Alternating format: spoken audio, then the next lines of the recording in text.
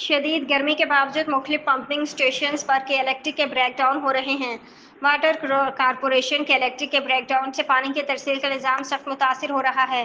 بجلی کے تعطل کے باعث پانی کی فراہمی میں شدید دشواریوں کا سامنا کرنا پڑ رہا ہے۔ کراچی واٹر کارپوریشن کی جانب سے جاری کردہ ایک باضابطہ بیان میں کہا گیا ہے کہ شدید گرمی کا موسم اور کے الیکٹرک کی جانب سے بار بار کی بجلی کی بندش کے باوجود شہر میں پانی کی فراہمی کو برقرار رکھنے کی ہر ممکن کوشش کی جا رہی ہے، تاہم کے الیکٹرک کی جانب سے مختلف پمپنگ اسٹیشنز پر مسلسل بریک ڈاؤن کی وجہ سے واٹر کارپوریشن کے شہر میں پانی کی فراہمی کے نظام کو شدید دشواریوں کا سامنا کرنا پڑ رہا ہے۔